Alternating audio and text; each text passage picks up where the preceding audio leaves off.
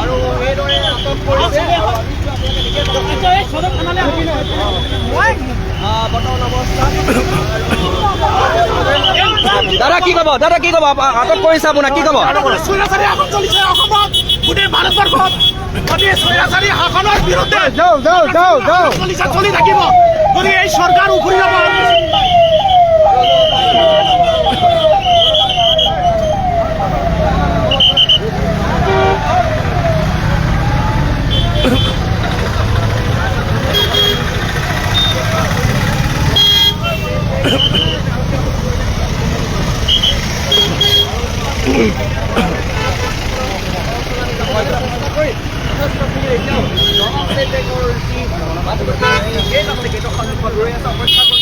তেওঁলোকৰ পৰা আমি মতামত ল'বৰ কাৰণে আমি চেষ্টা কৰিম। আজি ছাৰহঁতে আমাক খুৱাব, সেইকাৰণে নিব আমাক ভালকে। আমাৰ দিন চলে না, ইমান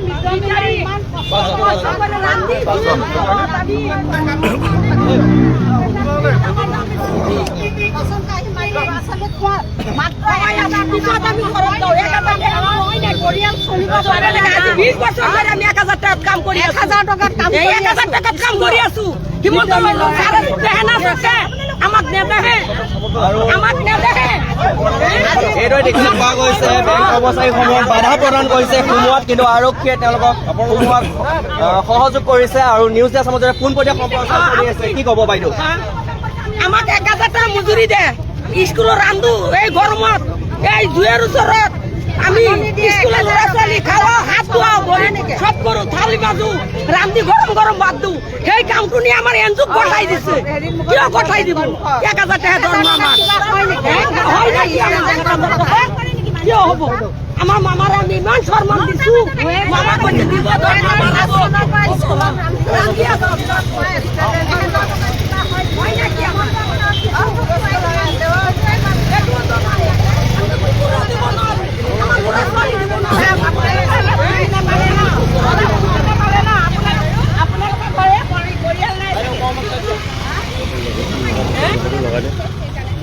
আমি ইমান কষ্ট কৰিছো ৰান্ধাত লৈয়া, ইমান দিন আমাক কৈছে পইচা দিব হিমন্ত মামা নেদে আমাক পইচা।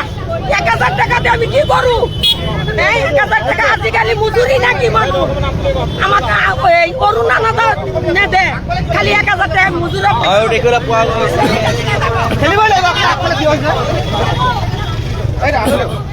মানুহ আছে, এমপ্লয় আছে নেকি কোনোবা? বেংকৰ কৰ্মচাৰী সহায় কৰিছে আৰক্ষী।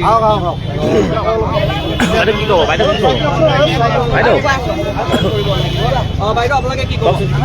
1000 টকাত আজিৰ দিনত মানুহ চলিব পাৰে নেকি এখন ঘৰ? আমি শ্ৰম বিৰোধী আইনৰ প্ৰতি আমি প্ৰতিবাদ কৰা হৈছে। আমি ধৰক আমি স্বেচ্ছাসেৱিকাহে, আমাক যিখিনি মাননি দিছে, মাননিটো আমি মজুৰি বিচাৰিছে। সেই মজুৰিটো আমাক বৃদ্ধিকৰণ কৰা নাই, মাত্ৰ চেণ্ট্ৰেল স্কিমে দিছে 2000 টকা আৰু ষ্টেটে দিছে আমাক 1000 টকা। সেই 3000 টকাত আজিৰ যিটো মূল্যবৃদ্ধিৰ যুগ, সেই মূল্যবৃদ্ধিৰ যুগত আমি 3000 টকাতে এখন ঘৰ চলিব পাৰোঁনে বাৰু কওকচোন আপোনালোকে? সেইকাৰণে আমি আজি এই ধৰ্মঘট পালন কৰা হৈছে। মূল মন্ত্ৰ, সেই মন্ত্ৰটোহে আমি পালন কৰিব আহিছো। তেওঁলোকে আমাক ঠেলা গোটা কৰি পেলাই আজিৰ দিনত আমাৰ আশাকৰ্মী বা ৰান্ধনী, অংগনবাদী 1000-2000 টকাত চলিব পাৰে নেকি?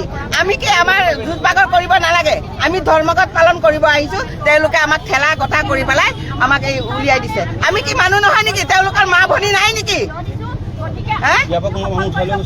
ইয়াৰ পৰা এজন উঠাই লৈ গৈছে, কেইবাজনো উঠাই লৈছে। তেওঁলোকে কেইদিন আমি থানাতে থাকিম, আমাক কেইদিন খুৱাই তেওঁলোকে খুৱাক, কিন্তু আমাক লগুনে এৰিব নোৱাৰিব।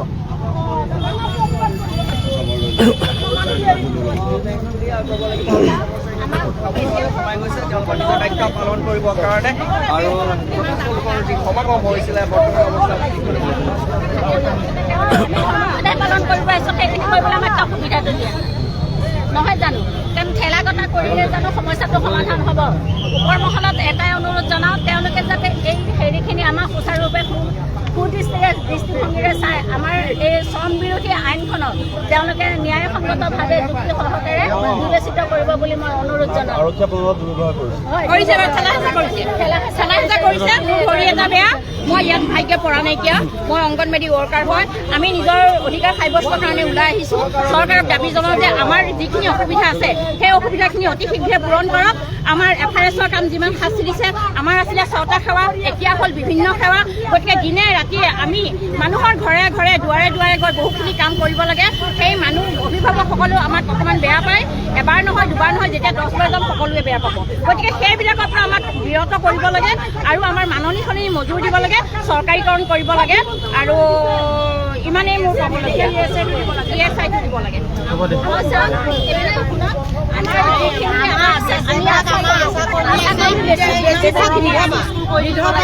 এইখিনি বিধৱা মহিলাসকল কেনেকৈ চলিব, আমাৰ এই ল'ৰা ছোৱালীৰ পঢ়া গুণাহাৰ কেনেকৈ হেৰি কৰিব, এইখিনি যাতে চৰকাৰে অকণমান সিদ্ধান্ত লয়।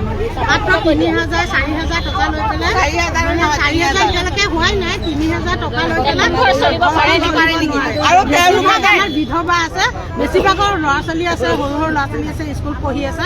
এইখিনিয়ে পুলিচ প্ৰশাসনৰ মানুহে যে আজি আমাক ঠেলাগতা কৰিছে, তেওঁলোকে 2,000 3,000 টকাত ল'ৰা ছোৱালী পঢ়াব পাৰি নেকি? এই মুখৰ আগত কৈ আছো, তেওঁলোকে আমাক জবাব দিয়ক। কিয় আমাক ঠেলাগতা কৰিলে? তেওঁলোকৰ কি মা ভনী নাই নেকি? আমাক কিয় আমাৰ গণতান্ত্ৰিক অধিকাৰ নাই নেকি? আমি গণতান্ত্ৰিক হিচাপে ওলাই আহিছো আজি আমাৰ দাবী পূৰণ কৰিবলৈ। চাকৰি কৰিলে বুলি তেওঁলোকে আমাক ঠেলাগতা কৰিব, সেইটো আমি বেয়া পাইছো। মাইকী মানুহৰ গাত তিয়াগ চুই পেলাই ঠেলাগতা কৰিলে এজন পুৰুষ হৈ পেলাই, সেইটো আমি গৰিহণা দিছো। Thank U.